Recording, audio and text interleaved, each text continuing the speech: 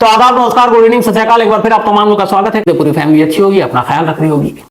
आज की कहानी एक बेहद ही दिलचस्प लेकिन अफसोसनाक और साथ ही बेहद रहस्यमयी कहानी है। आज की कहानी के लिए मुझे पुलिस या क्रिमिनल या वकील इनसे बात नहीं करनी पड़ी, बल्कि आज मैंने कई डॉक्टरों से बात की। हमारे एक बहुत अच्छे दोस्त हैं, हार्ट के सर्जन हैं दिल्ली में, डॉक्टर अमित, उनसे बात की। डॉक्टर रवि मलिक हैं, उनसे बात की।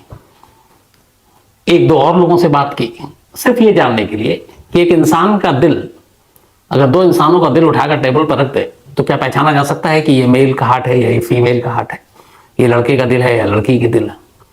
दिल को लेके तो बहुत सारी हम लोग बातें करते हैं, लेकिन हकीकत में, असलियत में, और क्या कोई किसी का दिल चुरा सकता है? इश्क में नहीं, ऑपरेशन टेबल पर। ऐसा भी है। वैसे हार्ट ट्रांसप्लांट होता है, आप सबको पता है, लेकिन उसके लिए बहुत सारी चीज़ों की ज़रूरत होती है। टाइमिंग बड़ा मैटर करता है, उसके लिए आपको मेडिकल एक्सपर्ट्स की ज़रूरत होती है। ये नहीं है कि कोई चोर आए और आपका सीना खोले और दिल चुरा कर ले जाकर किसी और के दिल में रख लगा दे। ये मुश्किल है, बल्कि नामुमकिन है। लेकिन आज की कहानी एक ऐसी लड़की की कहानी है, 19 साल की एक ऐसी लड़की की कहानी जो पिछले लगभग 11 साल हो गए देश की अपनी सबसे बड़ी जांच एजेंसी सीबीआई भी इस केस को सुलझा नहीं पाई है, क्योंकि शायद सीबीआई के अपने हिस्से में भी ऐसी कोई दूसरी कहानी या ऐसा कोई और केस अब तक आया ही नहीं। इस केस के बारे में जो भी सुनता है हैरान रह जाता है, और इसमें बहुत सारी चीजें हैं जिस पे बहस की जा सकती है। सनम हसन, 19 साल की एक लड़की, मुंबई में घर, एक अच्छे परिवार से। सनम ने फैसला किया कि वो फैशन डिजाइनिंग में अपना करियर बनाएगी। माँ बाप ने उसके इस फैसले का स्वागत किया और उसके बाद उसे पुणे भेज दिया। पुणे में उसने सिम्बेसिस जो कॉलेज है वहां पे दाखिला ले लिया, फैशन डिजाइनिंग, फैशन टेक्नोलॉजी में। सेकंड ईयर में ये पहुंची थी। 2012 की बात है। 3 अक्टूबर को सनम का बर्थडे था। सनम के कुछ दोस्तों ने उसका बर्थडे सेलिब्रेट करने का फैसला किया। अच्छा, सनम पढ़ाई के साथ साथ एक नामचीन ब्रांड है ऑल्डो, उसके लिए पुणे में ही एक फिनिक्स मॉल में उनका शोरूम था, तो वहां पार्ट टाइम जॉब भी क्या करती थी। तो उसके दोस्त और उस जहां जॉब करती थी उन लोगों ने मिलकर सनम के लिए एक बर्थडे पार्टी रखी 3 अक्टूबर की रात को। सनम चूंकि सिर्फ 19 साल की थी, वो कभी नाइट आउट करती नहीं थी, तो उसके दोस्तों ने और उसने मुंबई में अपने पेरेंट्स से बात की। सनम के पापा ने इजाजत दे दी। उन्हें लगा बेटी का बर्थडे है, दोस्तों के साथ मनाएगी। इसके बाद खुश 3 अक्टूबर की रात को एक पार्टी हुई। रात गुजर गई। पार्टी से पहले सनम ने अपने पेरेंट्स से बात की, फिर अपने मामा से बात की। सुबह हो गई। सुबह मुंबई में सनम के पापा के पास एक फोन आता है। फोन सुनते ही पापा और उसकी मां दोनों के पैरों तले जमीन खिसक जाती है। फोन करने वाला सनम का दोस्त था और कहता है कि सनम की तबीयत रात को बिगड़ गई पार्टी में, और वो इस वक्त पुणे के एक हॉस्पिटल में एडमिट है।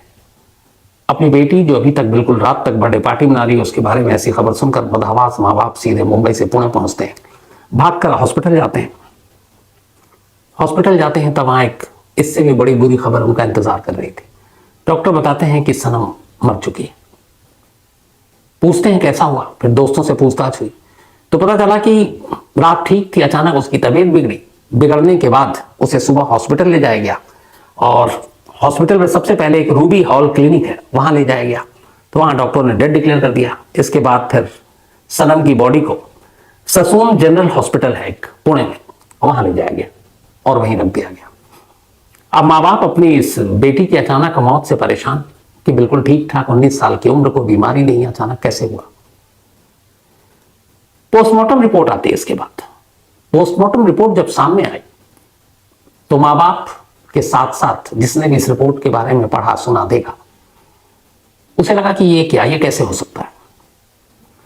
पोस्टमार्टम में रिपोर्ट में लिखा था कि सनम ने पार्टी के दौरान या जब भी अल्कोहल का ज्यादा इस्तेमाल किया, उसका हार्ट जो है वो 70% ब्लॉकेज था, और ऊपर से ये नशा ये जानलेवा बन गया और उसकी मौत हार्ट अटैक यानी दिल का दौरा पड़ने से हुई। 19 साल की सनम की मौत दिल का दौरा पड़ने से हुई, 70% ब्लॉकेज। अब ये सुना तो माँ ने कहा कि, और बाप ने कि ये तो हो ही नहीं सकता। उनकी बेटी एक तो स्पोर्ट्समैन, फुटबॉल की बेहतरीन खिलाड़ी, अपनी यूनिवर्सिटी कॉलेज की तरफ से वो फुटबॉल खेलती थी, जिम जाया करती थी, और कभी भी उसकी सेहत को लेकर कोई ऐसी बात नहीं आई। और ये अचानक 70% ब्लॉकेज और फिर हार्ट अटैक से मौत इतनी कम उम्र में। हालांकि आजकल तो हार्ट अटैक किसी भी उम्र में हो जाती, लेकिन पहले तो ये यकीन नहीं हुआ। जो दूसरी चीज इसके बाद पोस्टमार्टम रिपोर्ट में बताई वो तो और भी फिर पैरों तले जमीन खिसक गई थी।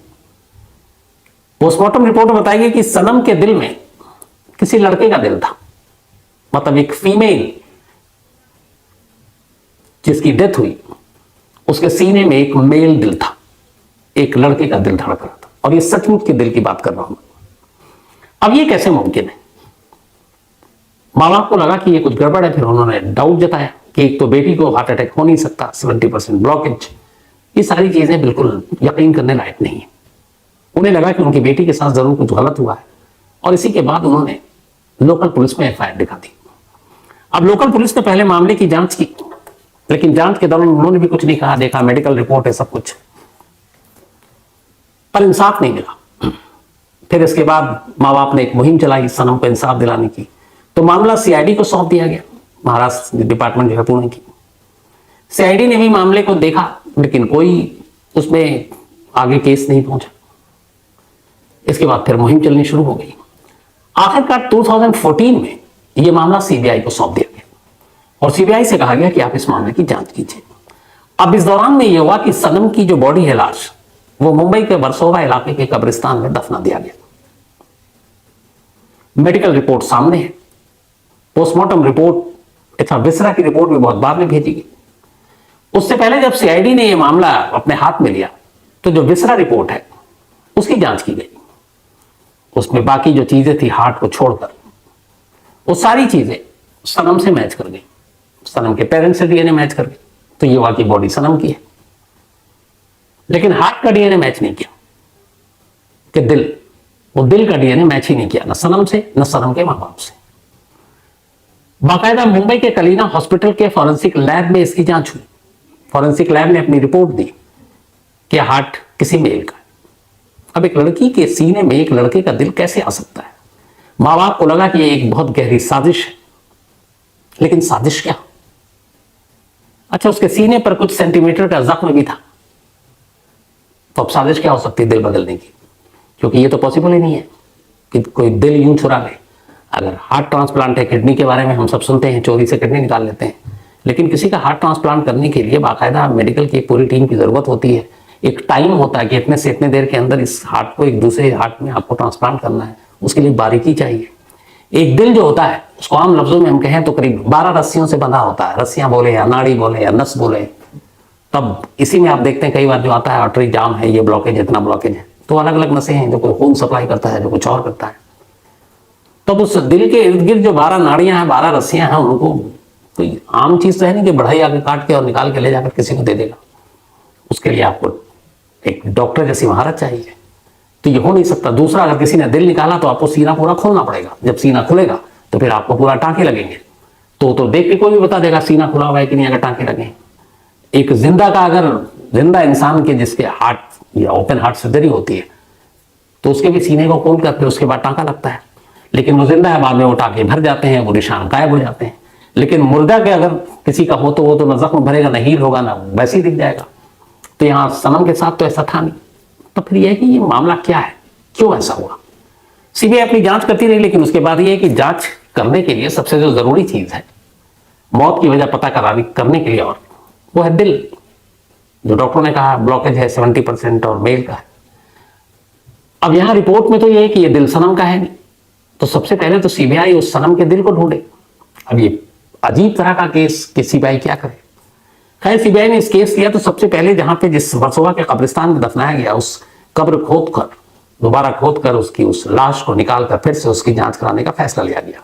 लेकिन उस वक्त जो कब्रिस्तान की इंतजामिया कमेटी थी उसने इसका विरोध किया, शरिया कानून और बाकी चीजों का हवाला देकर। फिर सीबीआई कोर्ट गई, कोर्ट से कब्र को की खुदाई करने और वापस उस बॉडी को निकालने की इजाजत दी गई। फिर दोबारा कब्र 2014 में सनम की लाश को निकाला गया। इसके बाद सीबीआई ने इस बार जो उसके सीने में दिल था, जिसको अब तक लड़के का और बाकी चीजें बताई जा रही, उसको कलीना नहीं बल्कि हैदराबाद के फॉरेंसिक लैब में भेजा। हैदराबाद की फॉरेंसिक लैब से रिपोर्ट आई। इस रिपोर्ट ने केस को और उलझा दिया। कलीना हॉस्पिटल और पोस्टमार्टम रिपोर्ट में लिखा था कि सनम के दिल में, मतलब सीने में, एक लड़के का दिल है। कलीना हॉस्पिटल ने भी यही कहा। लेकिन हैदराबाद की फॉरेंसिक लैब ने यह कहा कि यह दिल तो फीमेल का है, किसी महिला का है, लेकिन ये किसी उम्र दराज यानी कि एजेड महिला का दिल है, जिसकी उम्र 40-50 से ऊपर हो, 50-60 से भी ऊपर हो। अब सनम की उम्र तो 19 साल, एजेड महिला का दिल उसके सीने में कैसे? अब ये सारी चीजें केस उलझा। फिर सीबीआई ने तय किया कि हम इसको दिल्ली की अपनी लैब में भेजेंगे। इस दौरान में जो बाकी विसरा की रिपोर्ट थी, लीवर और बाकी सारी किडनी विडनी जितनी थी, उन सारे की भी रिपोर्ट अब डीएनए से मैच किया गया। तो वो जो कब्र से लाश निकाली गई, वो लाश और बाकी जो सैंपल थे माइनस हार्ट यानी दिल को छोड़कर, वो सारे डीएनए सनम और उसके पेरेंट्स से मिल गए। तो इसमें कोई शक नहीं था कि लाश सनम की है। बट दिल कहां गया और ऐसा हुआ क्यों? अब सीबीआई ने फिर से सारी चीजें जानकारी हासिल करनी शुरू की। तो उस हॉस्पिटल में भी सारे रिकॉर्ड, जिस ससून जनरल हॉस्पिटल में पोस्टमार्टम हुआ, तो वहां से कुछ चीजें जानकर पता चली। और उस 3 अक्टूबर 2012 की रात को क्या हुआ उसके बारे में भी तफ्तीश की। तो पता चला कि 3 अक्टूबर 2012 की रात बर्थडे पार्टी थी सनम की, जो उसके दोस्तों ने रखी थी। और उनमें से ही उसका एक दोस्त था मोनीश, और ये मोनीश वो था जो उससे फिनिक्स मॉल में, जहां ऑल्डो के शोरूम में पार्ट टाइम सनम काम करती थी, वो भी वहां काम करता था। और साथ में वो भी स्टूडेंट था, दोनों की अच्छी ट्यूनिंग थी। और इन लोगों ने ये जो पार्टी रखी थी वो वहीं पुणे में एक जगह पे पार्टी रखी थी। और इस पार्टी में तमाम इसके दोस्त थे। ब्रह्मा सन सिटी ये जगह थी जहां ये पार्टी थी। कहते हैं कि उस पार्टी में रात के 2 बजे ही अचानक, जो बयान है मोनीश का, रात 2 बजे सनम की तबीयत बिगड़ी और उसने कहा कि मुझे कुछ प्रॉब्लम हो रही है। तो कोई भी दोस्त उसको 2 बजे रात को जब उसकी तबीयत बिगड़ी तो हॉस्पिटल नहीं ले गया, बल्कि वहीं उसने कहा कि तू इसी हॉल में आराम कर, सो जा, ठीक हो जाएगी। पार्टी में सबने ड्रिंक भी कर रखी थी। तो और ना किसी ने खबर की सनम के घर वालों को। इसके बाद फिर सुबह सुबह 3 अक्टूबर की मॉर्निंग को जब देखा कि सनम की तबीयत ज्यादा खराब है या लगभग बेहोशी की हालत में थी, शायद तब तक मर भी चुकी थी, तब उसके दोस्तों की हवा खराब हुई और उसको लेकर वो नजदीक के रूबी हॉल क्लिनिक पहुंचे। जब रूबी हॉल क्लिनिक पहुंचे तो वहां डॉक्टरों ने देखते ही कह दिया कि ये तो डेड है, मर चुकी है। इसके बाद उनमें से एक ने, किसी मोनीश ने, सनम के फादर को फोन किया उनके मोबाइल पर। अब सवाल यह था कि रात 2 बजे तबीयत बिगड़ी, सुबह तक किसी ने हॉस्पिटल ले जाने की जरूरत नहीं समझी, पेरेंट्स को खबर नहीं की, मॉर्निंग में की। और जब हॉस्पिटल ने कह दिया कि ये मर चुकी है, तब पेरेंट्स को ये कहा कि वो उसकी हालत खराब है, आप आ जाइए, जबकि तब तक वो डेड थी। तो इस मामले में बाद में मोनीश के खिलाफ एफआईआर दर्ज भी हुई थी, मोनीश को अरेस्ट भी किया गया, लेकिन कोई ऐसी चीज नहीं थी जिससे उसके खिलाफ आगे कार्रवाई हो सकी। तो उसको जमानत भी मिल गई, वो छूट भी गया, बाहर भी आ गया। तो ये तो पूरी रात की कहानी हो गई। और सभी दोस्तों के बयान लिए गए, उन्होंने कहा ऐसा कुछ था नहीं, हाँ सबने पार्टी एंजॉय किया, ड्रिंक किया। तो फिर मौत कैसे हुई? अब पोस्टमार्टम रिपोर्ट में यह कि 70% ब्लॉकेज है। अभी एक फुटबॉल की प्लेयर 10 दिन पहले एक मैच खेला था लास्ट, उससे पहले जिम और कार्डियक और ये सारी चीजें अपना जिम में क्या करती थी, फिट, 19 साल की उम्र, कोई भी यकीन नहीं करेगा कि इतनी कम उम्र में हार्ट अटैक हो। तो फिर और दूसरा ये अजीब कि इसके दिल में एक लड़के का दिल है, सीने में। सीबीआई ने जब वहां ससून हॉस्पिटल से, जनरल हॉस्पिटल से पूछताछ की तो एक जानकारी मिली। 3 अक्टूबर को जिस दिन सनम की बॉडी इस अस्पताल में लाया गया, उस दिन उस मॉर्चरी में सनम के अलावा 4 और डेड बॉडी थी, 4 और मुर्दे लाए गए थे जिनका पोस्टमार्टम होना था। उनमें से 3 फीमेल थी और सिर्फ 1 मेल था, यानी सनम को मिलाकर कुल 5 मुर्दे थे उस दिन हॉस्पिटल में, और उन 5 का पोस्टमार्टम होना था। और उन 5 में 4 फीमेल थी और 1 मेल था। अब जो मैंने आपसे कहा कि इससे पहले भी डॉक्टर रमित या डॉक्टर मलिक साहब से जो बात की जानने के लिए, क्योंकि अब मेडिकल के बारे में इतनी जानकारी तो है नहीं, तो पहला तो सवाल यह है कि क्या पोस्टमार्टम या मुर्दे घर में पोस्टमार्टम करते वक्त हार्ट इधर से उधर हो गया? जो इकलौता मेल था जिसको लाया गया था, उसका दिल सनम के दिल में डाल दिया गया, यह गलती से डॉक्टरों ने किया, उनकी गलती है। लेकिन कहीं ना कहीं वो गलती तो है। बट सीबीआई को इसके बारे में भी कोई जानकारी नहीं मिली। जानकारी मिल सकती थी अगर ये पोस्टमार्टम इन कैमरा होता, यानी इसकी वीडियोग्राफी होती। ससून जनरल हॉस्पिटल के डॉक्टर ने कोई वीडियोग्राफी नहीं की थी, जबकि ऐसे संदिग्ध सस्पिशियस डेथ में साफ तौर पर यह है कि अगर पोस्टमार्टम होता है तो आप उसको इन कैमरा करें, आप वीडियोग्राफी करें, ताकि कल को कोई उंगली उठाए तो आप उसको सबूत के तौर पर दिखा सकें। और जो एक्सपर्ट्स हैं मेडिकल फील्ड के, वो उस वीडियोग्राफी को देखकर बता सकते हैं। और अगर इसमें हार्ट इधर से उधर अदला बदली हुई थी तो कैमरे में कैद हो जाता। लेकिन बदनसीबी से ससन हॉस्पिटल के डॉक्टरों ने उस वक्त मुर्दा करके इसको रिकॉर्ड करने की जरूरत ही नहीं समझी। तो अब ये जानकारी मिली लेकिन सबूत नहीं। अब सवाल ये है कि अगर ये गलती नहीं है तो फिर और क्या हो सकता है? कोई दुश्मनी, कोई और चीज आई नहीं सामने। सनम के घर वालों का यह कहना है कि एक मर्डर था और मेरी बेटी के साथ रेप हुआ है और उसको छुपाने के लिए यह साजिश रची गई है। अब उनका इल्जाम है। जो पोस्टमार्टम रिपोर्ट है उसमें एक चीज और भी है कि कुछ ऐसी चीजें पाई गई जिससे लगता है कि मौत से पहले कुछ ऐसा हुआ है। अब मर्जी से या मर्जी के खिलाफ ये क्लियर नहीं है। अब सवाल यह है कि अगर ये गलती से हुआ या ना हुआ तो पहली चीज ये कि जो जेन्युइन सवाल है कि एक लड़की के सीने में एक लड़के का दिल है, क्या ये पॉसिबल है? दूसरा सवाल, क्या लड़की और लड़के का दिल अलग होता है, मेल और फीमेल का? तीसरा सवाल, क्या दिल को देखकर कोई बता सकता है कि ये मेल का दिल है या फीमेल का दिल है? चौथा सवाल, क्या दिल को देखकर या दिल की जांच से उसकी उम्र का पता लगाया जा सकता है? ये सारे सवाल मैंने उन हार्ट सर्जन स्पेशलिस्ट के सामने रखा जिसमें डॉक्टर अमित साहब भी है तो और डॉक्टर मलिक साहब भी। तो उन्होंने जो जवाब दिया वो आपको सामने रख के बताता हूं। पहली चीज, उन्होंने कहा कि कभी भी ये नहीं बताया जा सकता कि ये दिल मेल का है या फीमेल का है।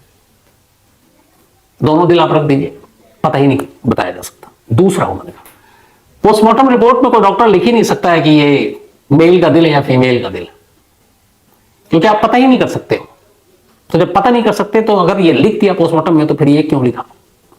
दूसरा, उन्होंने कहा कि बहुत हद तक ये जरूर हो सकता है कि दिल की जांच करके ये बताया जा सकता है कि सामने वाले की एज कितनी है, लेकिन वो भी एक्यूरेट नहीं कि 2, 4, 5 साल का हेर फेर हो, लेकिन वो भी बहुत कम, लेकिन बताया जा सकता है कि एज कितनी होगी। लेकिन ये सवाल ही नहीं है कि कोई बता सके कि दिल लड़के का है या लड़की का है। तो ये डॉक्टरों के जो दिन भर में पता नहीं कितने लोगों का ऑपरेशन करते हैं। दूसरा, उन्होंने कहा जब हार्ट सर्जरी या कुछ चीजें होती हैं तो कई बार इंसान के दिल को निकालकर बाहर ले आते हैं, उतनी देर तक वो वेंटिलेटर पे होता है।